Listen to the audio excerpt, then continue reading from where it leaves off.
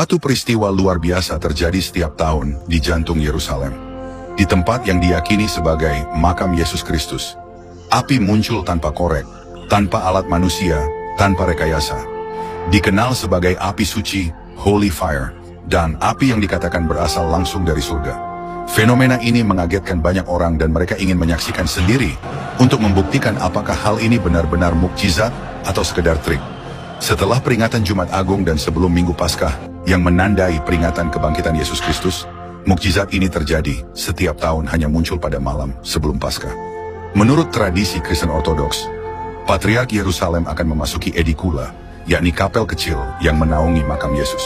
Ia membawa obor yang belum menyala, sendirian, tanpa pemantik, tanpa api, hanya dengan doa dan iman. Dan di dalam keheningan yang sakral, api itu menyala secara ajaib tanpa bantuan alat apapun. Begitu Patriark keluar, api itu disebarkan kepada ribuan peziarah yang menanti di luar. Dan menurut saksi mata, menyebutkan bahwa ketika mukjizat ini terjadi, lilin-lilin dan obor-obor di sekeliling tempat itu menyala dengan sendirinya, tanpa korek, tanpa disentuh, tanpa disulut. Bagian paling takjub dari mukjizat ini adalah api ini, bahkan dikatakan tidak membakar orang yang menyentuhnya.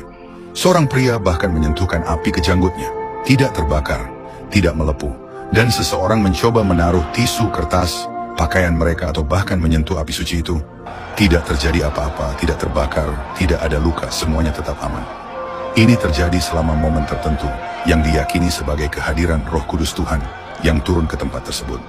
Kisah Para Rasul 2 ayat 3. Tampaklah kepada mereka lidah-lidah seperti nyala api, maka penuhlah mereka dengan Roh Kudus. Api dari surga hadir kembali. Ini membuat banyak orang menangis, terharu, dan mengalami sentuhan spiritual yang mendalam.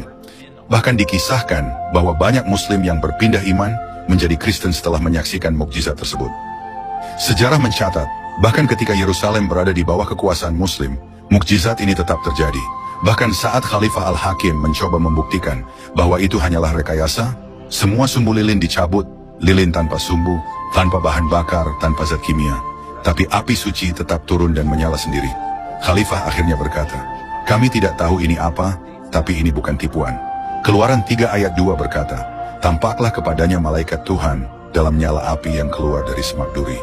Lalu Musa melihat, dan tampaklah semak itu menyala, tetapi tidak dimakan api. Api suci ini telah berlangsung lebih dari 1700 tahun. Kejadian ini semakin memperkuat keyakinan bahwa api suci bukanlah api biasa, dan bukan pula hasil rekayasa manusia. Api yang dipercaya berasal dari Roh Kudus sendiri. Dari tahun ke tahun, para utusan dari berbagai negara datang untuk menyalakan lentera dari api ini, disimpan dalam wadah tertutup dan dijaga selama perjalanan, dan membawa ke negaranya, membawa simbol kebangkitan Kristus kepada dunia. Yohanes 8 ayat 12.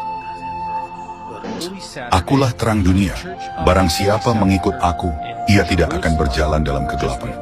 Api suci adalah simbol dari terang Kristus yang bangkit. Api suci bukan sekadar nyala, tapi cahaya yang menggetarkan hati. Sebuah sentuhan dari surga yang tak bisa dijelaskan sains, menjadi tanda pengingat bahwa kuasa Tuhan masih bekerja.